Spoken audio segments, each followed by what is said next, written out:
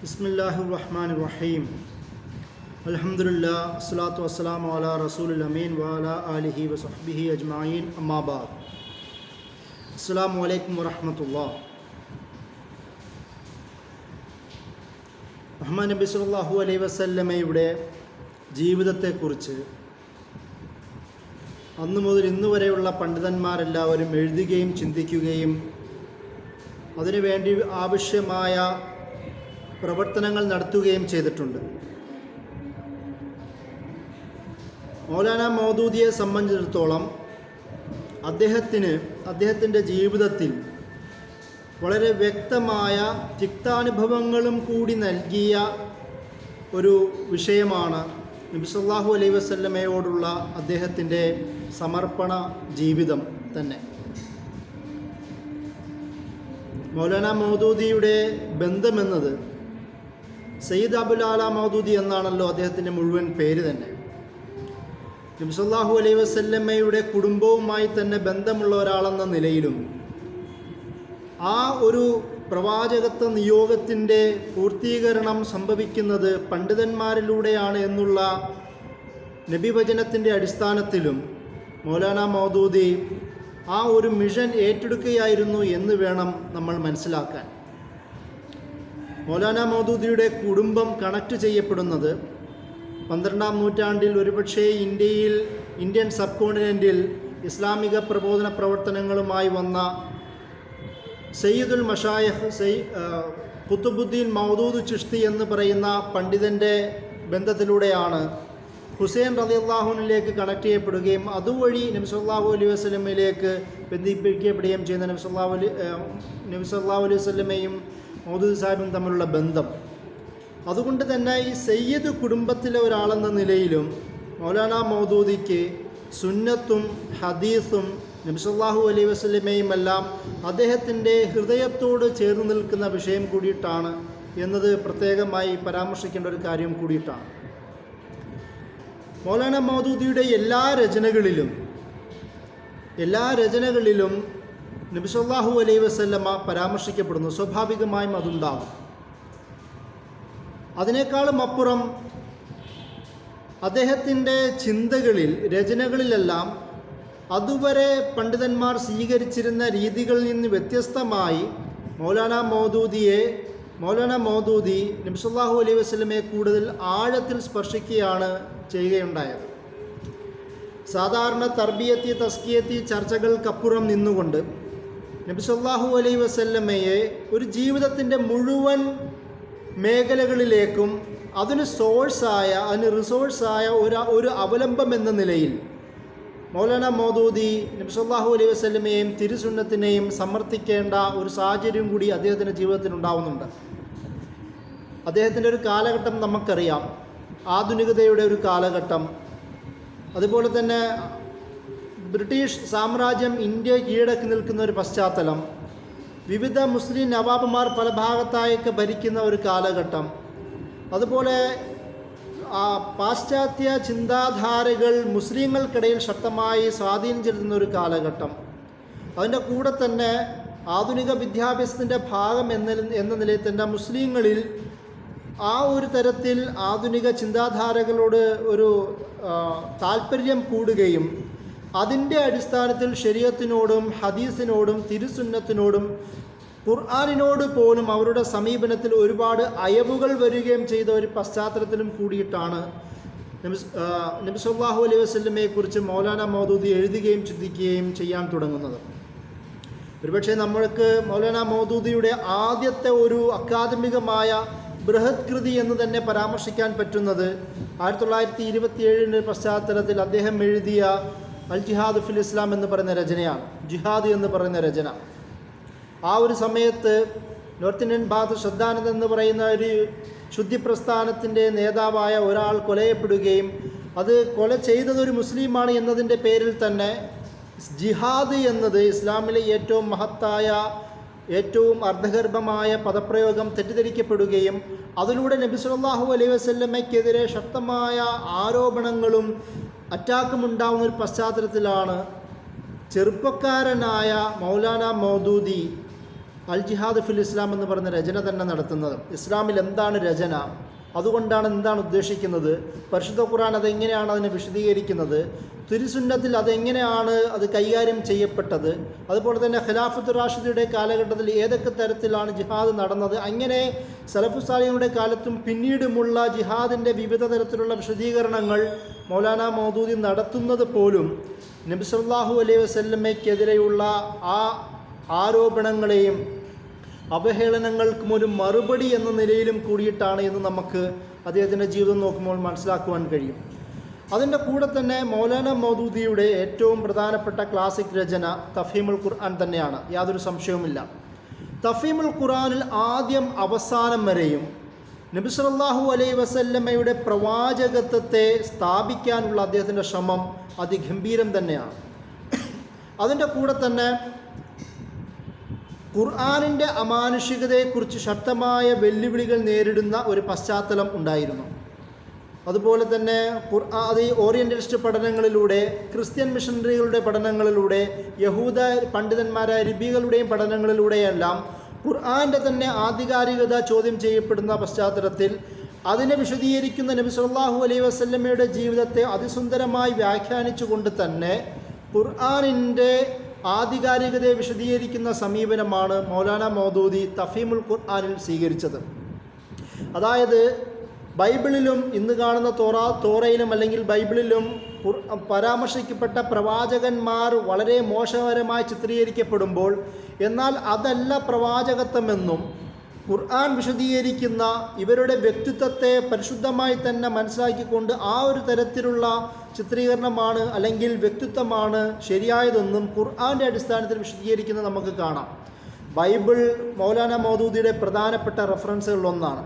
അതുപോലെ തന്നെ യഹൂദരുടെ തോറയും അതുപോലെ അവരുടെ തന്നെ കർമ്മശാസ്ത്ര ഗ്രന്ഥമായ തൽമൂദുമടക്കം ഉപയോഗിച്ചുകൊണ്ടും റെഫർ ചെയ്തുകൊണ്ടുമാണ് മുൻകാല പ്രവാചകന്മാരെയും അവരുടെ വ്യക്തിത്വത്തെ ശരിയായ രീതിയിൽ സ്ഥാപിക്കുകയും അതിലൂടെ അവരുടെ തന്നെ ഒരു തുടർച്ചയാണ് നബി സല്ലല്ലാഹു അലൈഹി വസല്ലമ എന്ന് ശക്തമായി അവതരിപ്പിക്കുകയും അതിൻ്റെ കൂടെ അതിൻ്റെ ഭാഗമായി തന്നെ നബി സല്ലല്ലാഹു അലൈഹി വസല്ലമയുടെ നുബുവത്ത് എന്ന് പറയുന്നത് അത് അദ്ദേഹം അവകാശപ്പെടുന്നത് മാത്രമല്ല, അത് ഖുർആൻ അല്ലെങ്കിൽ അല്ലാഹു സുബ്ഹാനഹു വ തആല നൽകിയത് തന്നെ എന്ന് സ്ഥാപിക്കുന്ന തരത്തിലാണ് മൗലാന മൗദൂദി തഫ്ഹീമുൽ ഖുർആൻ രചന നടത്തിയത് തന്നെ. അതായത് എന്തിനാണ് ഖുർആൻ അവതരിച്ചത് എന്ന് അദ്ദേഹം ഒരു ചോദ്യം മുന്നോട്ട് വെക്കുന്നുണ്ട്. ഖുർആൻ അവതരിച്ചത് മുൻകാല പ്രവാചകന്മാരെയും അവർക്ക് ലഭിച്ച വേദഗ്രന്ഥങ്ങളെയും തെറ്റായി വ്യാഖ്യാനിക്കുകയും തെറ്റായ കാര്യങ്ങൾ ഉപയോഗിക്കുകയും വക്രീകരിക്കുകയും ചെയ്യപ്പെടുന്ന സാഹചര്യത്തിൽ അതിനുള്ള മറുപടിയും കൂടിയിട്ടാണ് ഖുർആൻ എന്ന് മൗലാന മൗദൂദി പറയുന്നുണ്ട്. അത് പറയുന്നതോടു കൂടി തന്നെ ആ ഒരു പ്രവാചകത്വ ശൃംഖലയുടെ അവസാന കണ്ണിയാണ്, അന്ത്യപ്രവാചകനാണ് മുഹമ്മദ് നബി സല്ലല്ലാഹു അലൈഹി വസല്ലമ എന്ന് പറഞ്ഞുകൊണ്ടാണ് ബൈബിൾ വിശകലന രീതിയെ നബി സല്ലല്ലാഹു അലൈഹി വസല്ലമ കൺക്ലൂഡ് ചെയ്യുന്നത്. ആ ഒരു തരത്തിലാണ് മൗലാന മൗദൂദി തഫ്ഹീമുൽ ഖുർആനിൽ നബി സല്ലല്ലാഹു അലൈഹി വസല്ലമയെ അവതരിപ്പിക്കുക തന്നെ ചെയ്യുന്നത്. അതുപോലെ തഫ്ഹീമുൽ ഖുർആനിൽ തന്നെ പ്രധാനമായും അദ്ദേഹം നേരിടുന്നത് ഓറിയൻ്റലിസ്റ്റ് പണ്ഡിതന്മാരെയാണ്. അവരുണ്ടാക്കിയെടുത്ത ആരോപണങ്ങളെയാണ്. ഒരുപാട് ആരോപണങ്ങൾ നബി സല്ലല്ലാഹു അലൈഹി വസല്ലമയ്ക്കെതിരെ അവരുണ്ടാക്കിയ ഒരുപാട് ആരോപണങ്ങളുണ്ട്. സൂറ ഫുർഖാനിൽ 6-ാമത്തെ ആയത്തിൽ 12-ാമത്തെ പോയിന്റിൽ മൗലാന മൗദൂദി വിശദീകരിക്കുന്ന ഒരു ഭാഗമുണ്ട്. ആ ഭാഗത്ത് അന്നത്തെ ജാഹിലി കാലത്ത് തന്നെയും അവർ പറയുമായിരുന്നു, നബി സല്ലല്ലാഹു അലൈഹി വസല്ലമയും എല്ലാം യഹൂദ ക്രിസ്ത്യൻ പണ്ഡിതന്മാർ പറയുന്ന ആരോപണം അവിടെ പരാമർശിക്കുന്നുണ്ട്. അവർ അവിടുന്ന് കേട്ടെഴുതിയ ഒരു കിതാബാണ് ഖുർആൻ എന്ന് പറയുമ്പോൾ അതിന് മറുപടി പറഞ്ഞുകൊണ്ട് ആധുനിക ഓറിയൻ്റലിസ്റ്റ് പണ്ഡിതന്മാരുടെയും കാര്യത്തിലേക്ക് കണക്ട് ചെയ്തുകൊണ്ട് നബി സല്ലല്ലാഹു അലൈഹി വസല്ലമയുടെ വ്യക്തിത്വത്തെ സംരക്ഷിക്കുന്ന ഒരു രീതിയും മൗലാന മൗദൂദി അവിടെ സ്വീകരിക്കുന്നുണ്ട്. അത് അവിടെ തന്നെ ഓറിയൻ്റലിസ്റ്റ് പണ്ഡിതന്മാർ പരാമർശിക്കുന്ന ചില പേരുകൾ പറയുന്നുണ്ട്. അന്ന് നബി സല്ലല്ലാഹു അലൈഹി വസല്ലമ അവിടെ ഉണ്ടായിരുന്ന അദ്ദാസ് എന്നും യസാർ എന്നും ജബർ എന്നും അറിയപ്പെടുന്ന ചില യഹൂദ ക്രിസ്തീയ പാരമ്പര്യം അറിയുന്ന അല്ലെങ്കിൽ ആ ഒരു ലോകത്തുണ്ടായിരുന്ന ആൾക്കാരിൽ നിന്ന് കഥ കേട്ട് എഴുതിയതാണ് നബി സല്ലല്ലാഹു അലൈഹി വസല്ലമ ഖുർആൻ ഉണ്ടാക്കിയത് എന്ന് പറയുന്ന ആരോപണത്തെ വളരെ യുക്തിപൂർവം തന്നെ തള്ളിക്കളയുന്നത് കാണാം. നബി സല്ലല്ലാഹു അലൈഹി വസല്ലമ അവിടെ വിശദീകരിക്കുന്നുണ്ട് അതെങ്ങനെയാണ് സാധ്യമാവുക. കാരണം ഇതുവരെയും വായിക്കാൻ അറിയാത്ത 40 വയസ്സ് വരെയും ജനങ്ങളുടെ മുമ്പിൽ സാദിഖെന്നും അൽ അമീനെന്നും പേര് കൊണ്ട് തന്നെ അറിയപ്പെട്ട ഒരു മനുഷ്യൻ, എഴുത്തും വായനയും അറിയാത്ത ഒരാളെന്ന് നാട്ടുകാർ മുഴുവനും അറിഞ്ഞ ഒരു മനുഷ്യൻ ഒരു സുപ്രഭാതത്തിൽ അവരിതുവരെയും കേൾക്കാത്ത വിപ്ലവാത്മകമായ അമാനുഷികമായ വർത്തമാനങ്ങൾ പറയുമ്പോൾ ആദ്യം ചോദ്യം ചെയ്യേണ്ടത് അവരായിരുന്നില്ലേ?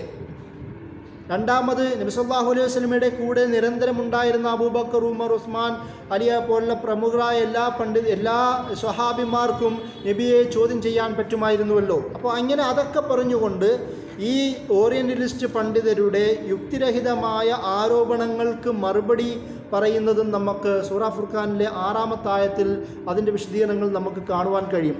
അതല്ലാതെ തന്നെ വേറെയും ചില ആരോപണങ്ങൾ പറയുന്നുണ്ട്. പല ആരോപണങ്ങളും വളരെ രസകരമാണ്. പരിശുദ്ധ ഖുർആനിൽ അറാഫ് 54-ാമത്തെ ആയത്തിൽ സുമ്മസ്തവ അലൽ അർശ് എന്ന് പറയുന്ന ഒരു ആയത്തുണ്ടല്ലോ. ആയത്തിനെ വിശദീകരിച്ചുകൊണ്ട് നബി സല്ലല്ലാഹു അലൈഹി വസല്ലമയുടെ രീതികളും മൗലാന മൗദൂദി പറയുന്നുണ്ട്. ആ ഭാഗത്ത് ഓറിയൻ്റലിസ്റ്റ് പണ്ഡിതന്മാരുടെയും ഒരു നിരൂപണം അവിടെ പങ്കുവെക്കുന്നുണ്ട്. അവർ പറയുന്ന ചില ഓറിയൻ്റലിസ്റ്റ് പണ്ഡിതന്മാർ പറയുന്നത് നബി സല്ലല്ലാഹു അലൈഹി വസല്ലമ സബ്മിറ്റ് ചെയ്ത ഒരു രാജാവായ ദൈവമാണ്, അല്ലെങ്കിൽ ദൈവം എന്നത് ഒരു രാജാവിൻ്റെ രൂപത്തിലാണ് മുഹമ്മദ് സമർപ്പിക്കാൻ ശ്രമിച്ചത്. കാരണം മുഹമ്മദ് ജീവിച്ചത് ഒരു രാജകീയ ലോകത്താണ്, രാജാധിപത്യത്തിൻ്റെ ലോകത്താണ്. അതുകൊണ്ട് മുഹമ്മദിൻ്റെ ദൈവമെന്ന് പറയുന്നത് ഒരു രാജാവാണ് എന്ന രീതിയിലാണ് ആ ആയത്തിനെ വിശദീകരിച്ചത്. അതിന് മറുപടിയായി മൗലാന മൗദൂദി തന്നെ സുമ്മസ്തവ അലൽ അർശ് എന്നതിൻ്റെ ഭാഷാപരമായ സൗന്ദര്യം, അതിൻ്റെ ആഴവും പരപ്പും വിശദീകരിച്ചുകൊണ്ട് എന്ത് തരം വിഡ്ഢിത്തമാണ് ഓറിയൻ്റലിസ്റ്റ് പണ്ഡിതന്മാർ പറയുന്നത് എന്ന് പറഞ്ഞുകൊണ്ട് അദ്ദേഹം അവിടെ വിശദീകരിക്കുന്നത് കാണുവാൻ കഴിയും. അതുപോലെ തന്നെ മറ്റു ചില ഭാഗങ്ങളിൽ ചരിത്രം തന്നെ പറഞ്ഞുകൊണ്ട് അതിലെ പ്രധാനപ്പെട്ട ഒരു ഉദാഹരണമാണ് സൂറ ത്വാഹയിലെ 85-ാമത്തെ ആയത്തിൽ ഈ സാമിരി എന്ന് പറയുന്ന ഒരാൾ ഒരു പശുക്കുട്ടീനെ ഉണ്ടാക്കി കൊടുക്കുകയും ഇസ്രായേലികൾ അത് ആരാധിക്കുകയും ചെയ്യുന്നൊരു ഭാഗമുണ്ടല്ലോ. ആ ഭാഗം പറഞ്ഞുകൊണ്ട് മൗലാന മൗദൂദിയെ ഈ ഓറിയൻ്റലിസ്റ്റുകളുടെ ഒരു നിരൂപണം അവിടെയും പങ്കുവെക്കുന്നുണ്ട്. ആ ഭാഗത്ത് അദ്ദേഹം പറയുന്നത് ചില ഓറിയൻ്റലിസ്റ്റിൽ പറഞ്ഞത്രയും ഇത് തന്നെയാണ് മുഹമ്മദ് കട്ടെഴുതി എന്നതിൻ്റെ തെളിവ്. കാരണം മൂസയുടെ കാലത്തൊന്നും സാമരികൾ ഉണ്ടായിരുന്നില്ല. ഒരുപാട് നൂറ്റാണ്ടുകൾക്കിപ്പുറം BC അവർ പറയുന്നത് ഏകദേശം ഒരുപാട് നൂറ്റാണ്ടുകൾക്കിപ്പുറമാണ്. BC 925 അടുത്താണ് സാമിരി എന്ന് പറയുന്ന ഒരു വിഭാഗം തന്നെ, സാമിരിയാക്കൾ എന്ന് പറയുന്ന വിഭാഗം തന്നെ ഇസ്രായേലുകൾക്കിടയിൽ വന്നത്. അതുകൊണ്ട് തന്നെ പിൽക്കാലത്ത് വന്ന കഥകളെ മുഹമ്മദ് കേട്ടെഴുതിയിട്ട് അത് മൂസയുടെ ചരിത്രത്തിലേക്ക് ബന്ധിപ്പിക്കുകയാണ് ചെയ്തത് എന്ന രീതിയിലൊരു ആരോപണവും ഓറിയൻ്റലിസ്റ്റുടെ ആരോപണം മൗലാന മൗദൂദി അവിടെ പരാമർശിക്കുന്നുണ്ട്. അതിന് മറുപടിയായി മൗലാന മൗദൂദി അവിടെ വിശദീകരിക്കുന്ന ഒരു കാര്യം, യഥാർത്ഥത്തിൽ സാമരി എന്ന് പറയുന്നൊരു വിഭാഗം ഇബ്രാഹിം നബിയുടെ കാലത്ത് തന്നെ മെസപ്പൊട്ടേമിയ ആ ഭാഗത്ത് പടർന്നിട്ടുണ്ടായിരുന്നു. പിന്നീട് അതിൽ നിന്ന ഒരു വിഭാഗമാണ് മൂസാ നബിയുടെ കാലത്തേക്ക് വരികയും അതിലെപ്പെട്ട ഒരാൾ മാത്രം, ഒരു പേരല്ല സാമരി എന്നത്, സമരിയ എന്ന് പറയുന്ന ഭാഗത്തിലെ ഒരാളാണ് എന്ന് മൗലാന മൗദൂദി വിശദീകരിച്ചുകൊണ്ട് അതിന് രാജാക്കന്മാർ എന്ന് പറയുന്ന കിങ്സ്, ബൈബിളിലെ കിങ്സ് എന്ന് പറയുന്ന ചാപ്റ്ററിൽ നിന്ന് തന്നെ തെളിവ് പറഞ്ഞുകൊണ്ട് അതിനെ സ്ഥാപിക്കാനും മൗദൂദി സാഹിബ് ശ്രമിക്കുന്നുണ്ട്. അപ്പോൾ അതിലൂടെ മൗലാന മൗദൂദി പറയുന്നത് കള്ളനെന്ന് ഓറിയൻ്റലിസ്റ്റിൽ വിളിക്കുന്ന നബി സല്ലല്ലാഹു അലൈഹി വസല്ലമയുടെ വ്യക്തിത്വത്തെ സംരക്ഷിക്കുക എന്ന് പറയുന്ന ഒരു ഉത്തരവാദിത്വം കൂടി ആ വിശദീകരണത്തിലൂടെ നമുക്ക് കാണുവാൻ കഴിയും. ഇതല്ലാതെ തന്നെ വേറെയും ചില ഭാഗങ്ങൾ നബി സല്ലല്ലാഹു അലൈഹി വസല്ലമയുടെ സ്വഭാവം എന്തായിരുന്നു, അതിൻ്റെ എങ്ങനെയാണ് നബി സല്ലല്ലാഹു അലൈഹി വസല്ലമയുടെ ശത്രുക്കൾ പോലും നബി സല്ലല്ലാഹു അലൈഹി വസല്ലമയുടെ സ്വഭാവത്തെ അംഗീകരിച്ചെന്ന് അബൂജഹലിൻ്റെ അടക്കമുള്ള ഉദാഹരണങ്ങൾ പറഞ്ഞുകൊണ്ട് സൂറ ആൽ ഇംറാനിലെ 183-ാമത്തെ ആയത്തിൻ്റെ വിശദീകരണത്തിൽ പറയുന്നുണ്ട്. അബൂജഹൽ അടക്കമുള്ള ആൾക്കാർ നബി സല്ലല്ലാഹു അലൈഹി വസല്ലമയെ അദ്ദേഹം സാദിഖായിരുന്നുവെന്നും അൽ അമീനുമായിരുന്നുവെന്ന് സമ്മതിക്കുകയും എന്നാൽ തൻ്റെ കുടുംബത്തിലല്ലാത്ത ഹാഷിമി കുടുംബത്തിൽ ജനിച്ചതുകൊണ്ട് അവർക്ക് പ്രവാചകൻ വന്നതുകൊണ്ട് മാത്രമുള്ള ആ വൈരാഗ്യമാണ് അബൂജഹൽ ഉണ്ടായിരുന്നെന്ന് അബൂജഹൽ തന്നെ പറയുന്ന വർത്തമാനം അവിടെ പരാമർശിച്ചുകൊണ്ട് നബി സല്ലല്ലാഹു അലൈഹി വസല്ലമയുടെ സ്വഭാവത്തെയും സത്യസന്ധതയെയും എടുത്തുയർത്തി പരാമർശിക്കുന്നതും നമുക്ക് കാണുവാൻ കഴിയും. ഇങ്ങനെ ഒരുപാട് കാര്യങ്ങൾ, അതുപോലെ തന്നെ ബനു ഇസ്രായേലി സമൂഹവും നിരൂപണം ചെയ്തുകൊണ്ട് എങ്ങനെയാണ് നബി സല്ലല്ലാഹു അലൈഹി വസല്ലമയ്ക്ക് ആ സമൂഹത്തിലൊരു അധികാരം കിട്ടുന്നത്, അതിന് ആദ്യ പടി എന്ന നിലയിൽ നബി സല്ലല്ലാഹു അലൈഹി വസല്ലമയെക്കുറിച്ച് മൗലാന മൗദൂദി പറയുന്നത് ഖിബ്ല മാറ്റവുമായി ബന്ധപ്പെട്ടതാണ്. അതായത് ഒരു പ്രവാചകത്വം മറ്റൊരു സമൂഹത്തിലേക്ക് മാറി എന്നതും അതിൻ്റെ കൂടെ തന്നെ ബനു ഇസ്രായേൽ സമൂഹവും ജൂത ക്രിസ്ത്യൻ സമൂഹത്തിനേക്കാളും അപ്പുറം നബി സല്ലല്ലാഹു അലൈഹി വസല്ലമയെ ഒരു ലോക നേതൃത്വത്തിലേക്ക് എത്തിക്കുന്ന, അല്ലെങ്കിൽ നബി സല്ലല്ലാഹു അലൈഹി വസല്ലമയുടെ കമ്മ്യൂണിറ്റിയെ ലോക നേതൃത്വത്തിലേക്ക് എത്തിക്കുന്ന ആദ്യപടി എന്ന നിലയിൽ അദ്ദേഹം വിശദീകരിക്കുന്ന ഖിബില മാറ്റത്തെയാണ്. സൂറ ബഖറയിലെ 143 ആയത്തിൻ്റെ വിശദീകരണത്തിൽ അദ്ദേഹം അത് കൂടുതൽ വിശദീകരിക്കുന്നത് കാണുവാൻ കഴിയും. ഇപ്പോൾ ഞാൻ പറഞ്ഞു വന്നത്, തഫീമുൽ ഖുർആനിൽ കൂടെ തന്നെ, അദ്ദേഹത്തിൻ്റെ തഫ്സീറിൽ കൂടെ തന്നെ നബി സല്ലല്ലാഹു അലൈഹി വസല്ലമയുടെ വ്യക്തിത്വത്തെ സംരക്ഷിക്കുക, അദ്ദേഹത്തിൻ്റെ ലോക നേതൃത്വത്തെ സമർത്ഥിക്കുക, പ്രവാചകത്വത്തിൻ്റെ അമാനുഷികതയെ പറഞ്ഞുകൊണ്ട് മുൻകാല വേദഗ്രന്ഥങ്ങളുടെ തന്നെ സഹായത്തോടു കൂടി തന്നെ യുക്തിപൂർവമായി സമർത്ഥിക്കുന്ന രീതിയും നമുക്ക് തഫീമുൽ ഖുർആനിൽ കാണുവാൻ കഴിയും. അതിൻ്റെ കൂടെ തന്നെ തഫീമുൽ ഖുർആനിൽ അദ്ദേഹം ചെയ്യുന്ന മറ്റൊരു രീതി ഹദീസ് നിഷേധവുമായി ബന്ധപ്പെട്ട പ്രവണതയാണ്.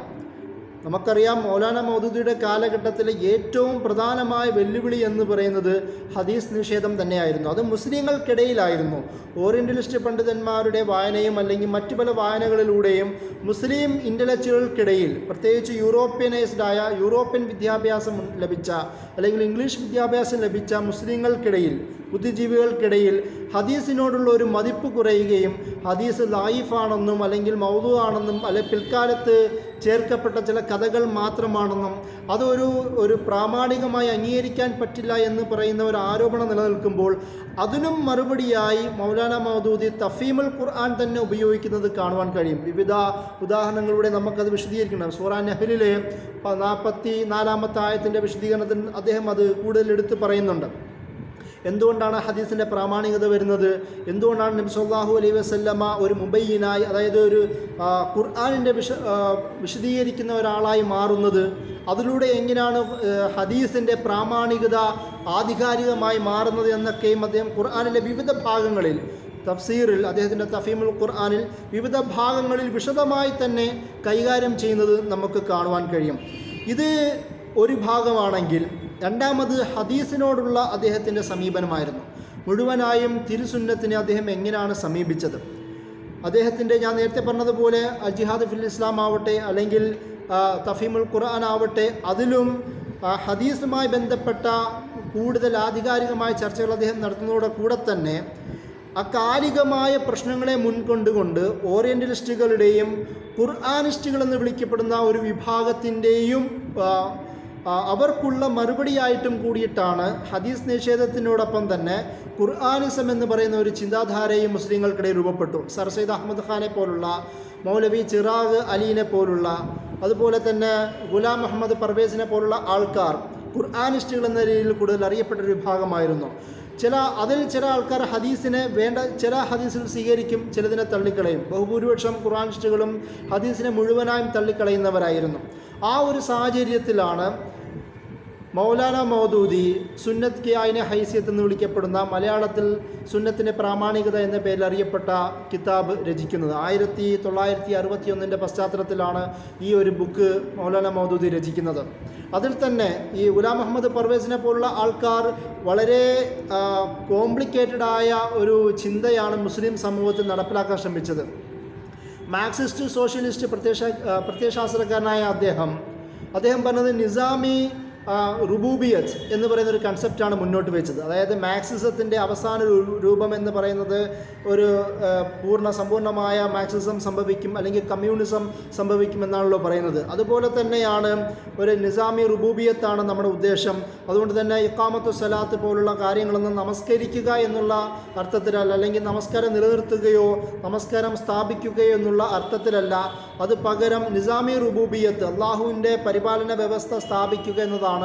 അതുകൊണ്ട് തന്നെ അതിന് സുന്നത്തിൻ്റെ ആവശ്യമില്ല, നല്ലൊരു മനുഷ്യനായി ജീവിച്ചാൽ മാത്രം മതി എന്നൊക്കെ തരത്തിലുള്ള വളരെ സ്ട്രേഞ്ചായ വിശദീകരണങ്ങളാണ് ഗുലാം മുഹമ്മദ് പർവേസിനെ പോലുള്ള ആൾക്കാർ പറഞ്ഞത്. മൗലാന മൗദൂദി തഫീമുൽ ഖുർആനിൽ തന്നെ സൂറത്തുൽ റൂമിൽ ആദ്യ ഭാഗത്ത് തന്നെ ഈ തരത്തിലുള്ള ചിന്തകൾക്ക് നമസ്കാരവുമായി ബന്ധപ്പെട്ട കാഴ്ചപ്പാട് വിശദീകരിക്കുന്ന ഭാഗത്ത് തന്നെ മൗലാന മൗദൂദി പറയുന്നുണ്ട്, 3 വഖത്ത് മാത്രം നമസ്കാരമുള്ളൂ എന്ന് പറയുന്ന ചില ആൾക്കാർ ഖുർആനിസ്റ്റുകൾക്കിടയിലുണ്ടായിരുന്നു. അതിനെ സൂറത്ത് റൂമിൽ തന്നെ ആദ്യ ഭാഗത്ത് 5 വഖത്തുമുള്ള നമസ്കാരത്തെ എണ്ണി പറഞ്ഞുകൊണ്ട് അതും ഖുർആനിൽ നിന്ന് തന്നെ തെളിവ് പറഞ്ഞുകൊണ്ട് പറയുന്ന ഭാഗത്ത് നബി സല്ലല്ലാഹു അലൈഹി വസല്ലമയുടെ സുന്നത്തിൻ്റെ പ്രാമാണികതയെക്കുറിച്ചും കൂടി അദ്ദേഹം അവിടെ പറയുന്നുണ്ട്. ഇതെല്ലാം ഉൾക്കൊള്ളുന്ന രചനയാണ് സുന്നത്ത് കി ആയിനി ഹൈസിയത്ത് എന്ന് വിളിക്കപ്പെടുന്ന സുന്നത്തിൻ്റെ പ്രാമാണികത എന്ന കിതാബ്. അതിൽ മൗലാന മൗദൂദി ഞാൻ നേരത്തെ പറഞ്ഞതുപോലെ ഓറിയൻ്റലിസ്റ്റുകൾക്കുള്ള, ഖുർആനിസ്റ്റുകൾക്കുള്ള, അതുപോലെ തന്നെ ഈ നിസാമി റുബൂബിയത്ത് എന്ന് പറയുന്ന ആശയം പറയുന്ന ഹദീസ് നിഷേധികൾക്കുള്ള മറുപടിയും കൂടിയിട്ടായിരുന്നു. ഇതൊരു ചെറിയ കാര്യമായിരുന്നില്ല അന്ന് പാകിസ്ഥാനിൽ. അതായത് അന്നത്തെ അയൂബ് ഖാൻ ഭരണകാലഘട്ടത്തിൽ അവർക്കിടയിൽ പോലും വലിയ സ്വാധീനം നേടുവാൻ പറ്റുന്ന, ഭരണതലത്തിൽ പോലും ഈ നേതാക്കന്മാർക്ക്, ഈ ഉദാഹരണം ഗുലാം അഹമ്മദ് പർവേസിനെ പോലുള്ള ആൾക്കാർക്ക് വലിയ സ്വാധീനം നേടാൻ പറ്റുന്ന ഒരു പശ്ചാത്തലം കൂടിയിട്ടുണ്ടായി. അത് അയ്യൂബ് ഖാനെയൊക്കെ മർക്കസെ മില്ലത്ത്, സമുദായത്തിൻ്റെ കേന്ദ്രം എന്നൊക്കെ രീതിയിലാണ് വിശേഷിപ്പിച്ചത്. ആ ഒരു തരത്തിൽ ഒരു അധികാരമുണ്ടായാൽ മാത്രം മതി മുസ്ലിങ്ങൾക്ക്, അതിൻ്റെ ഉള്ളിൽ ഒരു സാധാരണ ജീവിച്ചാൽ മതി, സുന്നത്തിൻ്റെ ആവശ്യമില്ല എന്നൊക്കെ വിശദീകരിക്കുന്ന ഒരു സാഹചര്യത്തിലാണ് മൗലാന മൗദൂദി ആ സുന്നത്ത് കി ആയിനി ഹൈസിയത്ത് എന്ന് വിളിക്കപ്പെടുന്ന സുന്നത്തിൻ്റെ പ്രാമാണികത എന്ന കിതാബ് എഴുതുന്നത്. അപ്പോൾ ഇതിനെല്ലാം മറുപടിയായി ആ ഒരു രചനയിലുണ്ട്. അപ്പോൾ ഞാൻ പറഞ്ഞു വരുന്നത്, സുന്നത്തിൻ്റെ പ്രാമാണികത ഇല്ലാതെ, അതായത് നബി സല്ലല്ലാഹു അലൈഹി വസല്ലമയുടെ ഹദീസ് സുന്നത്തില്ലാതെ ഒരു ഖുർആനില്ല, സുന്നത്തിനെ പറയാതെ ഒരു ഖുർആനില്ല എന്ന് മൗലാന മൗദൂദി തഫീമുൽ ഖുർആനിലും ഈ രചനയിലും വളരെ ശക്തമായി തന്നെ സമർത്ഥിക്കുന്നത് നമുക്ക് കാണുവാൻ കഴിയും. അതിൻ്റെ കൂടെ തന്നെയാണ് ബാക്കിയുള്ള ചില രചനകൾ ഉണ്ടാകുന്നത്. അതേസമയം തന്നെ ഹദീസുകളിലുള്ള പ്രശ്നങ്ങൾ, അന്നത്തെ ഒരു കാലഘട്ടം എന്ന് പറയുന്നത് പല ആൾക്കാരും ഹദീസിൻ്റെ ഒരു ആധികാരികതയെ പരിഗണിക്കാതെ ലൈഫായ ഹദീസുകൾ പോലും നിയമവിഷയങ്ങളിൽ സ്വീകരിക്കുന്ന ഒരു പശ്ചാത്തലം കൂടിയിട്ടുണ്ടായിരുന്നു.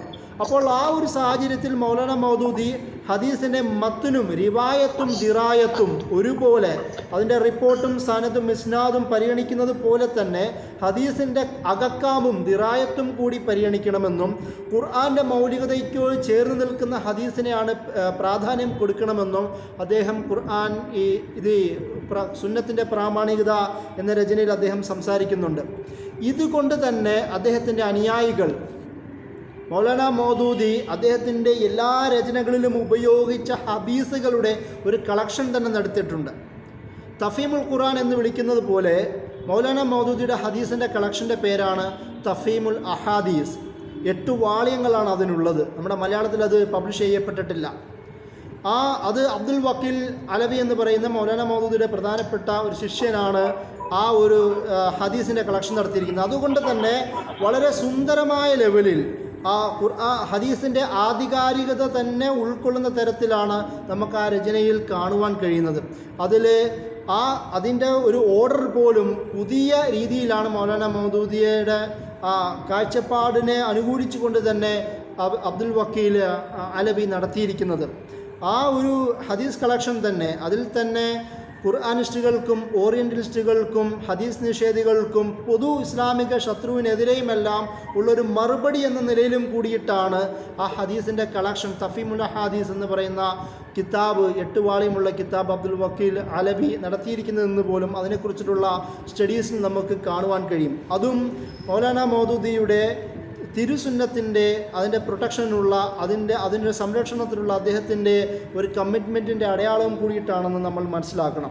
അതുപോലെ തന്നെയാണ് മൗലാന മൗദൂദി ഈ ഹദീസ് ഗ്രന്ഥങ്ങളിലുമെല്ലാം ഹദീസിനെ ഞാൻ നേരത്തെ വിശദീകരിച്ചതുപോലെ ഒരു തർബിയത്തി തസ്കിയത്തി വിഷയങ്ങൾ എന്ന് മാത്രമല്ല, ഒരു മനുഷ്യൻ്റെ വ്യക്തി, സാമൂഹിക, സാംസ്കാരിക, രാഷ്ട്രീയ മേഖലകളിലെല്ലാം ഒരു അവലംബമായ സോഴ്സായ ഒരു ഭാഗമെന്ന നിലയിലാണ്, കേന്ദ്രമെന്ന നിലയിലാണ് ഹദീസിനെ മൗലാന മൗദൂദി സമർത്ഥിക്കുന്നത്. കാരണം പലപ്പോഴും ആ ഒരു കാലത്തിൽ അങ്ങനെ ആയിരുന്നില്ല. ജമാഅത്ത് ഇസ്ലാമി എന്ന് പറയുന്ന ഒരു ആശയം ഉണ്ടായി വരുന്നതും, അല്ലെങ്കിൽ ഒരു സാമൂഹിക പരിഷ്കരണമെന്നും അതിൻ്റെ ഒരു നവോത്ഥാനം എന്നൊക്കെ ചിന്ത വരുന്നത് പോലും മൗലാന മൗദൂദിയുടെ ഹദീസിൻ്റെ അവലംബം ഉപയോഗിച്ചു കൊണ്ടാണെന്ന് നമുക്ക് അദ്ദേഹത്തിൻ്റെ ജീവിതത്തിൽ നിന്ന് മനസ്സിലാക്കാൻ കഴിയുന്ന ഒരു കാര്യമാണ്.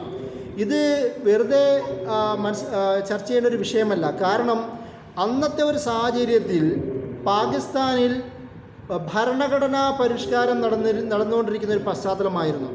അതുകൊണ്ട് തന്നെ മൗലാന മൗദൂദിയുടെ ഈ ഒരു ആക്ടിവിസം, വൈജ്ഞാനിക ആക്ടിവിസം, പ്രത്യേകിച്ച് ഹദീസിൻ്റെ മേഖലകളിലുള്ള, തിരുസുന്നത്തിൻ്റെ മേഖലകളിലുള്ള ഒരു ആക്ടിവിസം തന്നെ ഈ 1956, 1963, 1973 കാലഘട്ടങ്ങളിലെ ഭരണഘടനാ പരിഷ്കരണ സമയത്ത് ഈ പ്രയത്നങ്ങളെല്ലാം ഫലവത്തായി മാറി എന്നുള്ളതാണ്.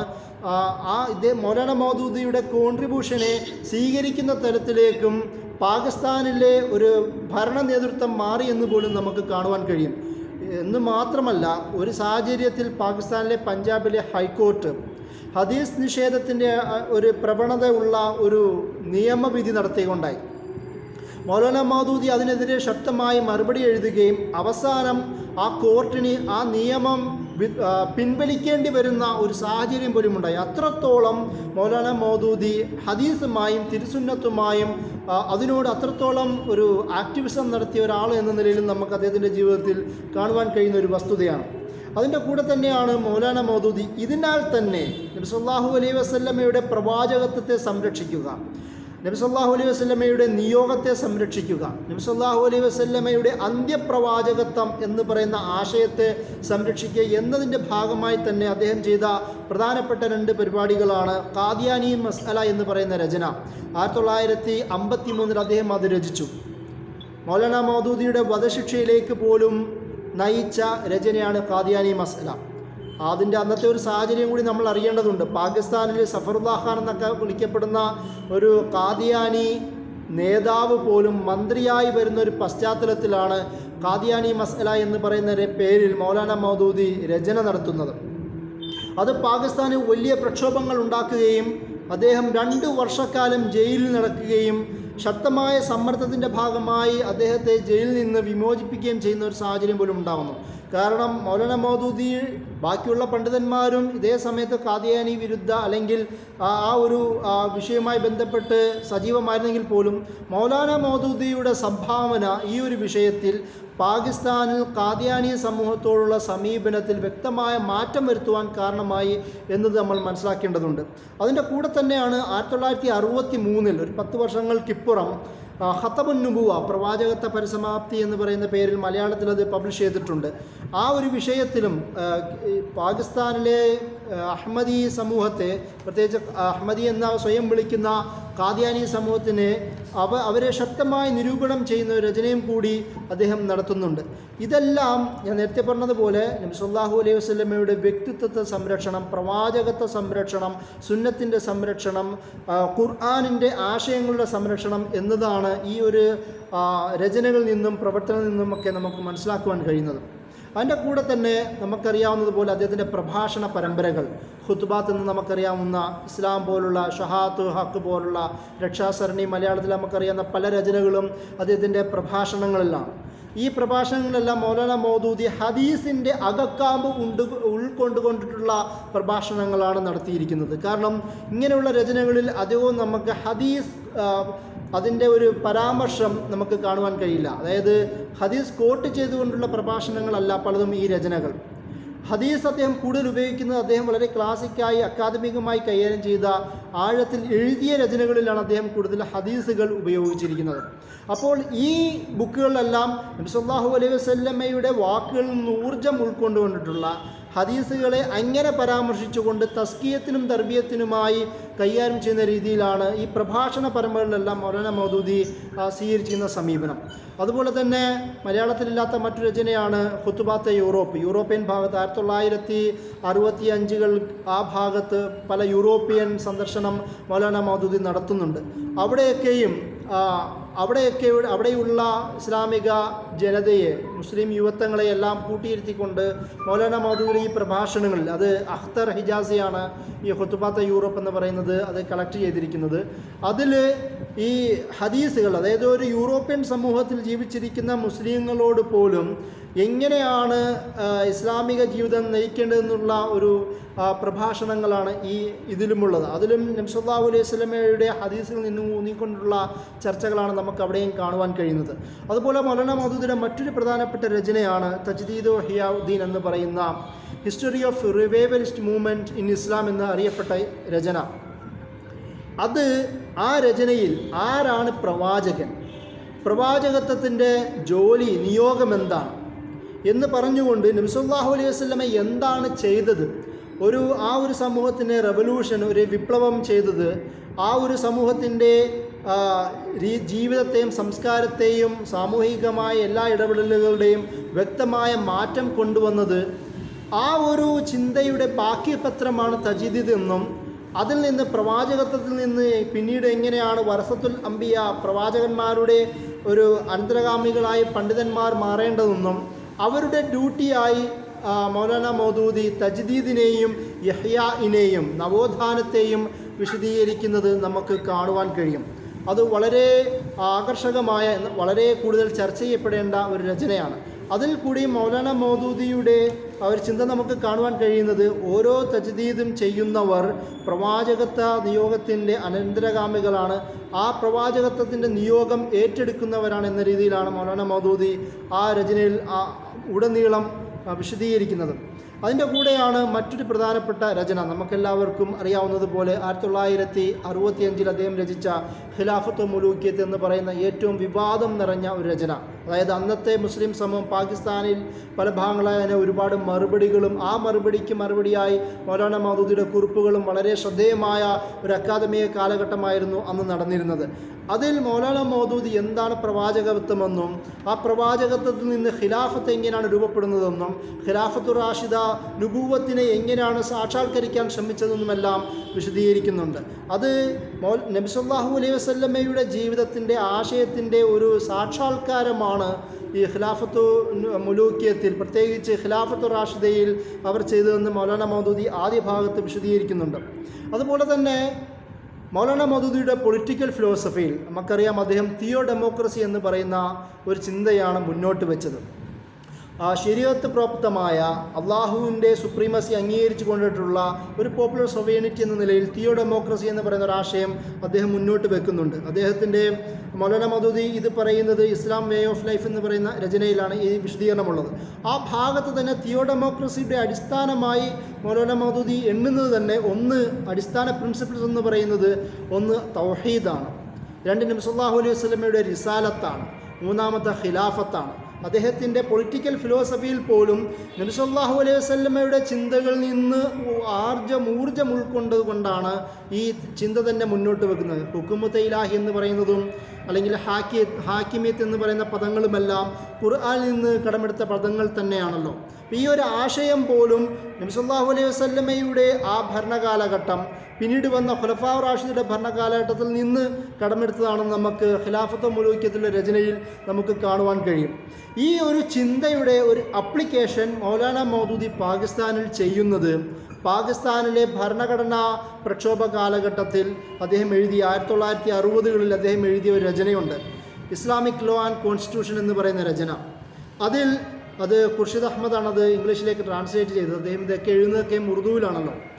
ആ ഒരു രചനയിൽ മൗലാന മൗദൂദി എന്താണ് ഇസ്ലാം, എന്താണ് സുന്നത്ത്, അല്ലെങ്കിൽ ഖുർആനും സുന്നത്തും എങ്ങനെയാണ് ഒരു രാജ്യത്തെ ഒരു സ്റ്റേറ്റിലെ ഭരണ സംവിധാനത്തിനും നീതിന്യായത്തിനും അടിസ്ഥാനമായി വരേണ്ടത് എന്ന് വിശദീകരിക്കുന്നുണ്ട്. അതായത് ഹാക്കിമിയത്ത്, ഹുക്കുമത്ത് ഇലാഹി, തിയോ ഡെമോക്രസി എന്ന് പറയുന്ന ആശയങ്ങൾക്ക് അദ്ദേഹം ഒരു അപ്ലിക്കേഷൻ നടത്തിക്കൊണ്ടുവരുന്നത് ഈ പാകിസ്ഥാനിലെ ഭരണഘടനാ പ്രക്ഷോഭ അല്ലെങ്കിൽ ഭരണഘടനാ പരിഷ്കരണ പ്രക്ഷോഭ കാലഘട്ടത്തിലെ രചനകളിലും ആക്ടിവിസത്തിലും കൂടിയാണ്. അത്രത്തോളം നബി സല്ലല്ലാഹു അലൈഹി വസല്ലമയുടെ ചിന്തകളെ തൻ്റെ ജീവിതകാലത്ത് അപ്ലൈ ചെയ്യുവാനുള്ള ശ്രമങ്ങൾ അദ്ദേഹം നടത്തിയെന്നുള്ളതാണ്.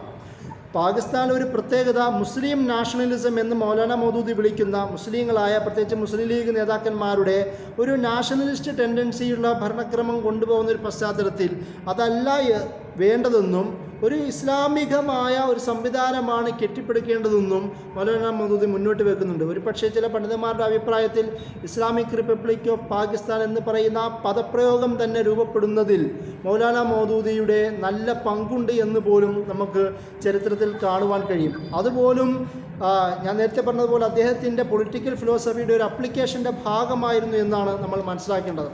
ഇതിൻ്റെ കൂടെയാണ് നമ്മുടെ ഒരു വിഷയം ഈ മീലാദുൻ നബിയുമായി ബന്ധപ്പെട്ടതാണല്ലോ നമ്മുടെ ചർച്ച പോലും. അതിൽ മൗലാന മൗദൂദിയുടെ ഒരു രചനയാണ് വർഷിപ്പ് ആൻഡ് ഫെസ്റ്റിവൽസ് എന്ന് പറയുന്ന ഇംഗ്ലീഷിൽ ട്രാൻസ്ലേറ്റ് ചെയ്യപ്പെട്ട രചന. അതിൽ മൗലാന മൗദൂദി 1942 ലാഹോർ റേഡിയോയിൽ നടത്തിയ ഒരു പ്രഭാഷണം, മീലാദുൻ നബിയുമായി ബന്ധപ്പെട്ട ഒരു പ്രഭാഷണം മൗലാന മൗദൂദി അതിൽ ഉൾക്കൊള്ളിച്ചിട്ടുണ്ട്, ആ രചനയിൽ ഉൾക്കൊള്ളിച്ചിട്ടുണ്ട്. അതിൽ മൗലാന മൗദൂദി വിശദീകരിക്കുന്നുണ്ട് മീലാദുൻ നബി എന്ന് പറയുന്നത് ലോകത്തിൻ്റെ തന്നെ ഒരു സന്തോഷ ദിനമാണ്. അത് എല്ലാവരും, അത് കാരണം ലോകത്തിൻ്റെ നായകൻ ജനിച്ച ദിവസമാണ്, അതുകൊണ്ട് തന്നെ അത് ആഘോഷിക്കേണ്ടത് തന്നെയാണ് എന്ന കാഴ്ചപ്പാടാണ് മൗലാന മൗദൂദിക്ക് അതിലുണ്ടായിരുന്നത്. കാരണം അദ്ദേഹം തന്നെ പറയുന്നത് ശരീഅത്തിൻ്റെ അടിസ്ഥാനത്തിൽ ഇതൊരു നിയമമാക്കിയിട്ടില്ല, നമുക്കത് ശരീഅത്തിൽ കാണുവാൻ കഴിയില്ല. കാരണം മറ്റുള്ള പെരുന്നാൾ പോലെ ഈദുൽ അദ്ഹയും മറ്റേ ഈദുൽ ഫിത്തറിനെയും പോലുള്ള പെരുന്നാളല്ല എങ്കിൽ പോലും നബി സല്ലല്ലാഹു അലൈഹി വസല്ലമയുടെ ഒരു പിറന്നാൾ എന്ന നിലയിൽ കൊണ്ട് തന്നെ അത് ആഘോഷിക്കണമെന്നും അതിൽ തെറ്റില്ല എന്നുമാണ് മൗലാന മൗദൂദി ആ ഒരു ലേഖനത്തിൽ, പ്രഭാഷണത്തിൽ അദ്ദേഹം പറയുന്നത്. പക്ഷെ അതിൻ്റെ കൂടെ തന്നെ പറയുന്നത് ഒരു ആഘോഷം എന്ന് പറയുന്നത് വിളക്ക് കത്തിക്കുകയോ അല്ലെങ്കിൽ പ്രകാശങ്ങൾ ഉണ്ടാക്കുകയും ഒച്ചബഹളം ഉണ്ടാക്കുകയും ഇതേപോലെ തന്നെ പ്രകടനങ്ങൾ നടത്തുകയും തിന്നുകയും ചെയ്യുന്നതിലല്ല ആഘോഷം. പകരം ആ ഒരു ഓർമ്മ പുതുക്കുന്നതിലൂടെയും അതും കൂടി നിലനിൽക്കുന്ന, ജീവിതം മുഴുവൻ കവർ ചെയ്യുന്ന ഒരു ഓർമ്മ നിലനിർത്തുന്ന ഒരു ദിവസവും കൂടിയാക്കി മീലാദുൻ നബിയെ മാറ്റണമെന്ന് മൗലാന മൗദൂദി പറയുന്നുണ്ട്. ഇപ്പം ഈ ഒരു തരത്തിലാണ് മൗലാന മൗദൂദി നബി സല്ലല്ലാഹു അലൈഹി വസല്ലമയുടെ ചിന്തകളെ, നബി സല്ലല്ലാഹു അലൈഹി വസല്ലമയുടെ ഓർമ്മകളെ, നബി സല്ലല്ലാഹു അലൈഹി വസല്ലമയുടെ ശാസനകളെ മൗലാന മൗദൂദിയുടെ ചിന്തകളിലും അദ്ദേഹത്തിൻ്റെ പ്രവർത്തനങ്ങളും ആക്ടിവിസത്തിലും കൊണ്ട് നിറച്ചത്. ഒരു കുടുംബ ബന്ധം എന്നതിന് കൂടെ തന്നെ തുടങ്ങി ഒരു ആശയബന്ധം അദ്ദേഹം രൂപീകരിക്കുന്ന, അദ്ദേഹം മുന്നോട്ട് വെച്ച രാഷ്ട്രീയ, സാംസ്കാരിക, സാമൂഹിക വ്യവസ്ഥകളിൽ, ചിന്താധാരകളിൽ പോലും നബി സല്ലല്ലാഹു അലൈഹി വസല്ലമയുടെ ചിന്തകളിൽ നിന്ന് ആവേശം ഉൾക്കൊണ്ടുകൊണ്ടിട്ടാണ്. അത് മൗലാന മൗദൂദി ആ ഒരു തരത്തിൽ തന്നെയാണ് നബി സല്ലല്ലാഹു അലൈഹി വസല്ലമയെ സ്വീകരിച്ചത് തന്നെ. പാകിസ്ഥാനിൽ ജമാഅത്ത് ഇസ്ലാമിക്കാർ വലിയ ആവേശപൂർവമായിട്ടാണ് മീലാദുൻ നബി കൊണ്ടാടാറുള്ളത് തന്നെ. ഇപ്പോൾ അവസാനം നടന്ന ഒരു പരിപാടിയിൽ പോലും അവിടുത്തെ ജമാഅത്ത് ഇസ്ലാമി അമീർ സിറാജ് ഹക്ക് സാഹിബ് അദ്ദേഹവും പാകിസ്ഥാനിലെ പ്രമുഖരായ എല്ലാ പണ്ഡിതന്മാരും, ഷിയ പണ്ഡിതന്മാരടക്കം നിലകൊള്ളുന്ന ഒരു സദസ്സിൽ നിന്നുകൊണ്ടാണ് ആ ഒരു പരിപാടി നടത്തിയ ഈ അടുത്ത് വാർത്ത വന്നിരുന്നു. നമുക്കത് കാണാം. ആ ഒരു തരത്തിലാണ് ജമാഅത്ത് ഇസ്ലാമി പാകിസ്ഥാൻ പോലും ആ മീലാദുൻ നബിയെ ഉൾക്കൊള്ളുന്നത്. അത് മൗലാന മൗദൂദിയുടെ ചിന്തയുടെ ഭാഗമായിട്ട് തന്നെയാണ് നമ്മളതിനെ മനസ്സിലാക്കേണ്ടത്. ഈ ഒരു തരത്തിൽ മൗലാന മൗദൂദി നബി സല്ലല്ലാഹു അലൈഹി വസല്ലമയുടെ ചിന്തകളെ അദ്ദേഹത്തിൻ്റെ ഖുർആനിലാവട്ടെ, ഹദീസ് പഠനങ്ങളിലാവട്ടെ, രചനകളിലാവട്ടെ, ഫത്വകളിലാവട്ടെ, അദ്ദേഹത്തിൻ്റെ പൊളിറ്റിക്കൽ ഫിലോസഫിയിലാവട്ടെ, അദ്ദേഹത്തിൻ്റെ ആക്ടിവിസത്തിലാവട്ടെ, എല്ലാത്തിലും നബി സല്ലല്ലാഹു അലൈഹി വസല്ലമയുടെ ചിന്തകളും പാഠങ്ങളും ശാസനകളും നിറഞ്ഞ ഒരു ജീവിതമാണ് അദ്ദേഹം നയിച്ചത് എന്നാണ് ഞാൻ പറഞ്ഞതിന് ചുരുക്കം. ഇത്രയും പറഞ്ഞുകൊണ്ട് ഞാൻ അവസാനിപ്പിക്കുന്നു. വാഹുദവാന അൽഹംദുലില്ലാഹി റബ്ബിൽ ആലമീൻ. അസ്സലാമു അലൈക്കും.